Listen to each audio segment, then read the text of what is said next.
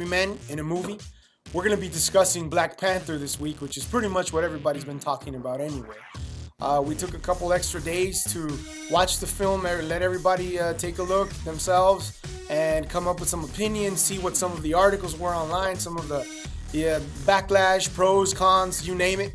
And after seeing all of that information and all of the conversations that have been going on, now we have a spoiler review for you. So if you have not seen the film, we are going to talk about specific scenes in the film that you might not want to hear. So if that's the case and you fall into that category, by all means, go watch the movie. I'm telling you right now, my recommendation's coming a little early in the episode today. Pay for it. Watch it. You will enjoy it.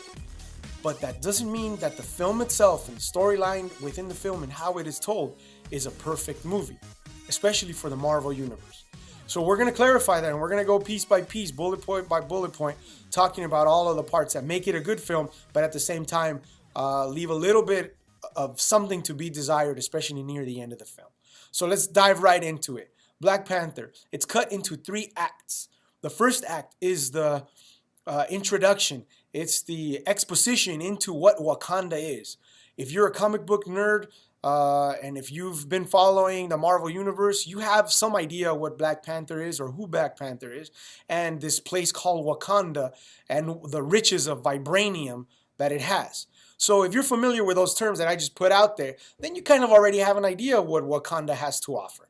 If you've never heard of Wakanda and you heard Black Panther and that was the first time you ever heard about it, specifically in the characters that are portrayed in the film, then you went in there kind of as a blank slate. And I will say that trying to put myself in those shoes of a blank slate, not knowing anything about Wakanda, which I did kind of have some idea what Wakanda was, and then I'd seen Civil War where we're introduced to Black Panther already, so I had some inclinations. But trying to go in there with no expectations, it was amazing. That first act, when they show us Wakanda and the juxtaposition of the ancestry and the heritage and the traditions of what Africa has to offer, and then seeing at the same time all the technological advances and this thing we call vibranium that everyone wants and some people think is almost like a holy grail, but it exists within Wakanda and makes it one of the most powerful nations around the world. It's awesome to see, because here we have this traditional battle that happens right at the beginning of the film after they show us Wakanda, and there's a sort of spaceship thing where T'Challa is traveling back to his home country, and he's going and he's flying over Wakanda, and it almost feels like, you know, you're watching a National Geographic or some kind of Animal Kingdom documentary where they're showing you the savannah and they're showing you the wilderness and all of that, and there's animals and natives and all of that stuff, and they're waving by to the plane, and then you see the plane and it's this freaking spaceship, and you're thinking, what the hell is going on here? Well, that's Marvel for you, okay? It's a superhero movie. Let's not forget that.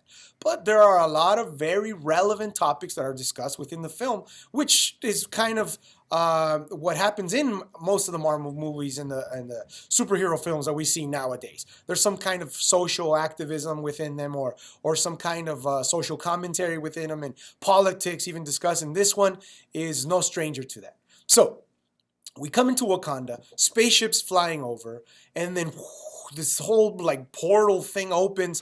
I guess it's sort of like a mirror screen or something like that opens up and allows this spaceship with all of its dignitaries to come back into Wakanda and prepare for the other side, the contrast to everything I just explained, which is a ritualistic battle to see who's the rightful heir to the throne.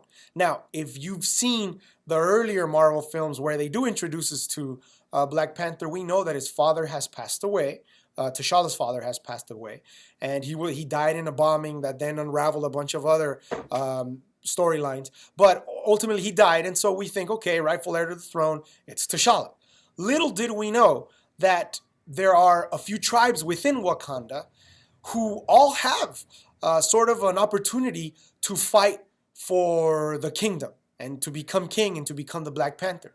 So in this particular film, they show us one of those ritualistic battles where T'Challa fights pretty much to the bitter end against one of his rival tribesmen, and actually pretty cool for myself because I am a jiu-jitsu practitioner. The battle is ended with a submission, which is actually pretty cool. And so for those of you who have not seen the film and you're still sticking around, you have something to look forward to because that first battle is awesome. Those of you who have seen the film, you know exactly what I'm talking about. And I think we can all agree that that battle and that fight scene gets you all pumped up and excited for the rest of the film. So we flash forward to the second act. This is where they introduce us to the world outside of Wakanda. That gets you more into that Marvel universe in the superhero field.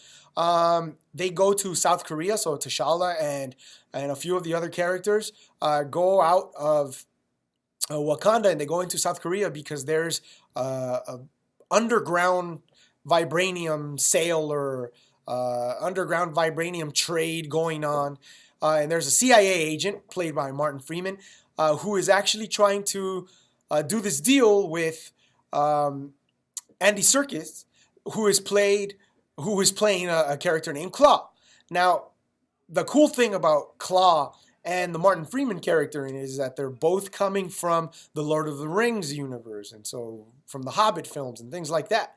So it's kind of cool to see them there, if especially if you're familiar with them. And you go, oh, cool! Like it's these guys from Lord of the Rings and from the Hobbit, and they're in the Black Panther movie, and so you could geek out about that. But there is a chase scene that comes right after this whole fight scene within that vibranium trade-off scene that is amazing, and they give you classic Black Panther where he's chasing cars and he's jumping from car to car, and you're thinking, oh, that's so cool. Like he's got all this power, and they talk about his suit and how he can absorb some of the force from any impact he receives, and then puts it right back out into the world and becomes even more powerful. So that's really cool for all of the fans to see.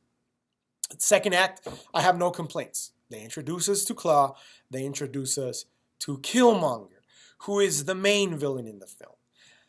Here comes some of the issues that I have with the film. The film is, I believe, about 2 hours plus, which for me is a little too long for any film, and I've mentioned this in some of the other episodes for other films. But I guess you can play with 2 hours and make them all interesting and, high impact, high importance if all of the scenes are played out and allowed enough time and allotted enough time for us to get the full scope of what the characters are supposed to do. The only issue that I have with Black Panther is Killmonger's character. Two things. One, he's introduced barely and goes from, oh, here's this guy who might create some problems, to, oh crap, he takes over Wakanda. He's now the king. He defeats Black Panther seemingly easy. And I was sitting there in the theater waiting for the big revelation where Killmonger cheated.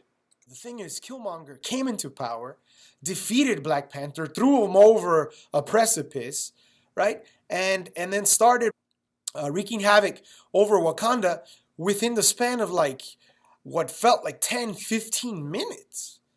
That is a huge problem when you take a whole first act, which was about 45 minutes to show us Wakanda, and then about another, 45 minutes of the second act where you show us what all the Wakandan warriors can do and what T'Challa can do and what Black Panther's power is and where it comes from and the suit and all of that. And then here you go introducing us to arguably one of the most powerful villains in the history of the Marvel Universe. And he comes into power and takes over and gets defeated super quick. I mean, there is this whole epic fight and a whole epic battle at the end of the film. But Killmonger's side of it is fast.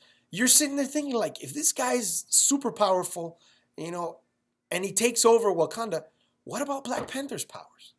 I mean, wasn't Black Panther supposed to be able to fight this guy? Wasn't Black Panther supposed to be the dude? Isn't he our hero? And I could see him losing a battle, but losing it in the way that he did so easily to this guy who's not really a superhero, and he wasn't wearing the suit when he beat him. He was just a regular dude, and he's this military guy. So here we can even make the argument that the movie itself didn't realize that the argument it's making is that American military training is that much better. And we were talking about Wakanda, which is supposed to be this super powerful country, and have all this vibranium and all these resources and all this whole secret world and all these powers and you have, you know, futuristic stuff mixed with ancestral stuff, and they couldn't beat this like military guy. That is the problem that I have with the film. So to me, if it were up to me, the film would be two parts. First part, the introduction to Wakanda, the Wakandans and Black Panther outside of Wakanda. Killmonger comes into power, throws Black Panther over the precipice, over the ledge, you know, and now we have a kingdom that belongs to Killmonger. Part two is the civil war or the coup that Black Panther puts together with those people that are from the Wakandan kingdom that don't agree with Killmonger's rise to power and his reign either. That would be part two. I guess Marvel has its plans. I know we're all expecting Infinity Wars to come, but for a movie to be this like huge spectacle and for everyone to be like hoping and wishing that, you know, we get this super battle between two powerful characters and we've got Black Panther and Killmonger and they're going to go up against each other and it's going to be epic. It really wasn't. It felt like a wrap-up. It felt like, oh, damn, we spent too much time on Act 1 and 2. Let's quickly finish this up because we got to finish the movie and we don't want to make it longer than 2.5 hours. So quickly, let's get this thing done. And, okay, there you go. There's your Black Panther. That bothers me a little bit. So, people, let me know what you think. Did you like the movie if you've seen it? If you haven't seen it, what I said, is it going to keep you away from watching it? I doubt it. But still, I recommend it. Pay for it. I might go watch it again and see if maybe it's just that, you know, I have the first time watching blues where even though I try to go in there with a blank, you know, mind and as a blank slate, I had my expectations and I expected for certain things to unfold a certain way and they didn't. And so now I'm all what the kids are calling it. What do they call it? Butthurt. I'm all butthurt about that. But let me know, guys. Let me know in the comments, you know, do you agree, disagree? What are your thoughts? And Wakanda forever. See you next time on 3 Men and a Movie.